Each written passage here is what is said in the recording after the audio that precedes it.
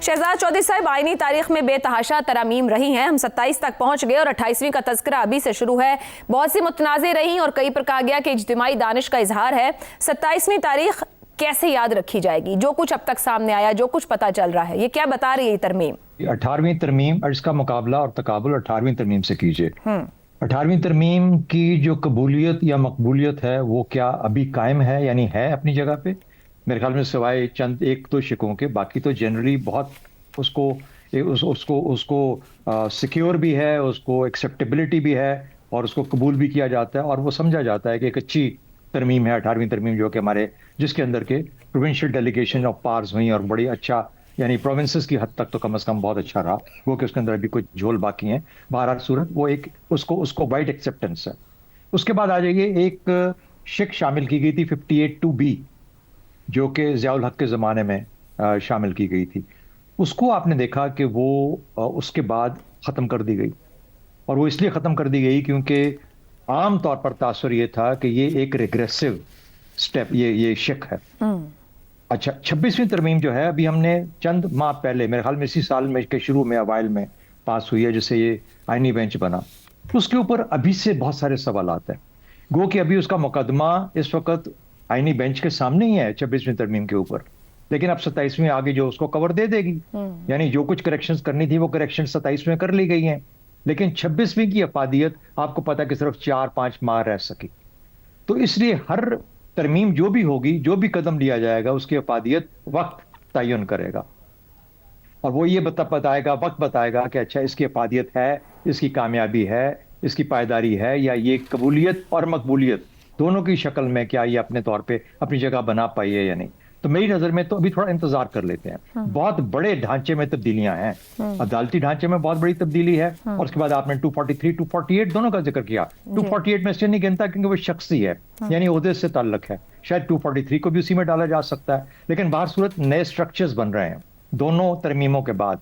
ये स्ट्रक्चर्स कितने वायबल, कितने अच्छा काम करते हैं, किस तरीके से पाकिस्तान के इंसाफ के निज़ाम को या अदालती निज़ाम को बेहतर कर पाएंगे, उसके ऊपर हमने बहुत बहस कर ली आपस में। और हमने कहा है, हमारा ख्याल सबका ये है कि जब तक वो 80% लोगों, जो 90% आम आवाम है, उन तक नहीं पहुंच पाएगा, उस वक्त तक इसका कोई असर नहीं होगा। लेकिन हमें ये झोल नजर आता है। बाहर सूरत इसको काम करने देते हैं, 6-8 महीने में पता लग जाएगा। दूसरी बात, जहां तक बाकी जो ढांचे तब्दील हो रहे हैं उनकी भी अफादियत का पता लग जाएगा। अगर तो वो बेहतरीन काम किए, और अभी तक हमारा निजाम काफी हद तक ठीक चला, लेकिन अगर इसमें और बेहतरी लाई जा सकती है तो वी विल नो। और अगर नहीं करेगा तो हम खुद ही अवाम और सियासत और ये रियासत ये मिलके फैसला करेंगे कि नहीं भाई, ये काम हमने कोशिश की, ये काम चला रहे। जहां पर नीयत के अंदर थोड़ा बहुत फतूर होगा और शख्सी मामलात आएंगे, वहां पे हम ये देखेंगे कि उसकी अफादियत, कबूलियत, मकबूलियत तीनों असरअंदाज होती हैं। और कोई आने वाली असेंबली, जल्द आने वाली असेंबली, किसी भी वक्त आने वाली असेंबली 2/3 के साथ मान के कहेगी कि हम इसको नहीं एक्सेप्ट करेंगे और उसको तब्दील करेंगे। तो बात सूरत मैंने कहा कि इसके ऊपर आज फैसला करना बहुत मुश्किल है। उसके ऊपर सवालात बहुत सारे उठे, हमने बहस भी बहुत की, लेकिन आगे चल के इसका फंक्शन देखेंगे, फिर पता लगेगा कि ये अच्छा हुआ या बहुत अच्छा नहीं हुआ। ठीक हो गया।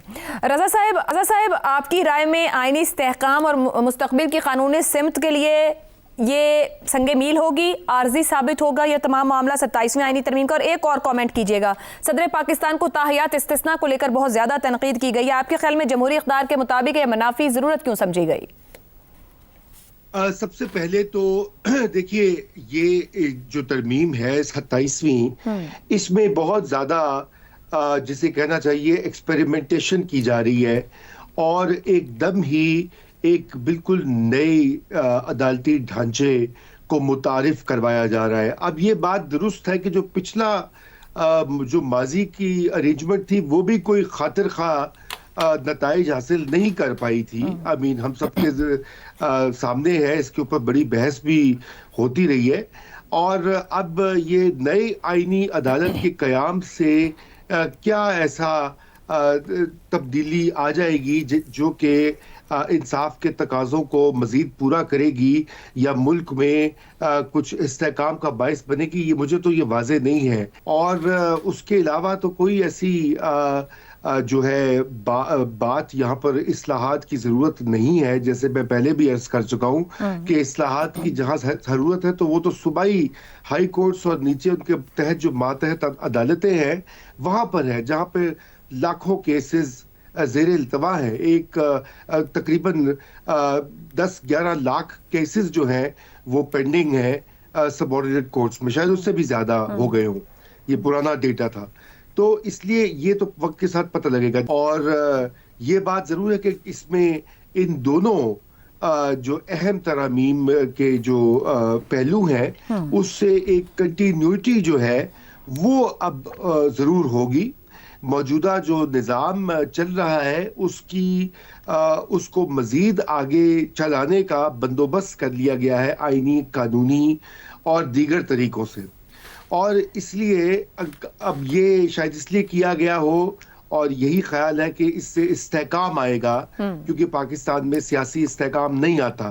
یہ بات بظاہر تو درست معلوم ہوتی ہے کہ اس سے ایک استحکام کی امید یا شبہ پیدا ہوتا ہے, لیکن ہم پاکستان کی تاریخ پہ اگر جائیں تو اس سے تو استحکام کسی بھی چیز پر نہیں آتا. بڑے بڑے لوگ جو کہ 9-10 سال بھی حکومت کی وہ بھی مشکلات میں آ جاتے ہیں, اور حکومتیں جو ہے 2 سال 3 سال کوئی نہ کوئی ایسے واقعات, کوئی نہ کوئی ایسی مسائل بنتے ہیں, خود اشرافیہ کے اندر رولنگ طبقات کے اندر بنتے ہیں. جیسے کہ ابھی یہ لڑائی ہو رہی ہے, یہ بھی ایک رولنگ کلاس کے اندر جو ہے کھینچا تانی ہے, پاور سٹرگل ہے. تو کیا یہ ضمانت بنے گی استحکام کی؟ یہ بھی قبل از وقت ہوگا کہنا. تاریخ تو ہمیں کچھ اور بتاتی ہے. رہی بات صدر کے استثناء کی, تو بالکل میں سمجھتا ہوں کہ استثناء جو ہے وہ اس کی کوئی ضرورت نہیں تھی, اور نہ صدر کی نہ کسی اور کی. اس کی وجہ یہ ہے کہ جب آپ پبلک آفس جو ہولڈر ہوتے ہیں یا وہ لوگ جو کہ سرکاری پوزیشنز پہ پہنچتے ہیں, ان کا احتساب تو جو ہے وہ ایک سکیم میں ہے, ایک آئینی قانونی تقاضا ہوتا ہے استثناء حاصل کرنے کا. اب یہ بھی دیکھیے نا, یہ بھی ایک ضمانت کے طور پر, سیفٹی والو کے طور کے اوپر انسرٹ کی گئی ہے, تاکہ کل کلا کو اگر کوئی سیاسی تبدیلی ہوتی ہے تو اس کا خمیازہ نہ بھگتنا پڑے موجودہ صدر پاکستان کو یا کسی اور کو. لیکن وہ بھی آپ کو پتا ہے کہ عائشہ, وہ بھی ہمیں تاریخ بتاتی ہے کہ وہ بھی قائم اور دائم نہیں رہتا.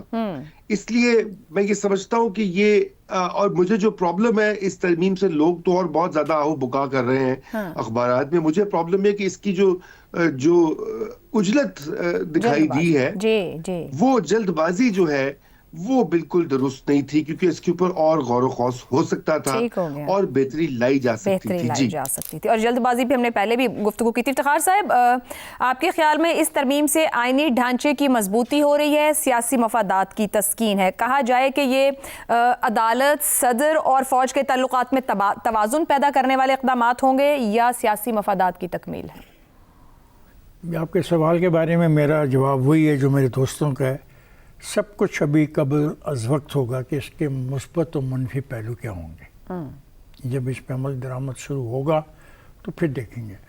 البتہ صدر کو جو ایک خاص اجازت دی گئی ہے کہ اس پہ مقدمات نہیں ہو سکتے, یہ عمل سوالیہ نشان پیدا کرتا ہے ایک جمہوری پروسیس کے اندر. کہ اگر آپ ایک طرف جمہوریت کی بات کرتے ہیں, اکاؤنٹیبلٹی کی بات کرتے ہیں, احتساب کی بات کرتے ہیں, اور آپ اس سے کچھ لوگوں کو باہر رکھنا چاہتے ہیں, تو یہ پھر ایک ایسا سوال ہے جس پہ ڈبیٹ بھی ہوگی, بحث بھی ہوگی. اور ممکنہ طور پہ جس طرح ہمارے دوستوں نے کہا کہ وقت کے ساتھ ساتھ آئین میں تبدیلیاں آتی رہتی ہیں, ممکن ہے کبھی کوئی اتنا طاقتور پارٹی آ جائے کہ وہ اس شک کو ختم کر دے. تب تک ہمیں دیکھنا ہوگا. میں سمجھتا ہوں یہ شک مناسب نہیں تھی, اور مجھے نہیں سمجھ آئی کہ ان کو اس کی کیا ضرورت پڑ گئی.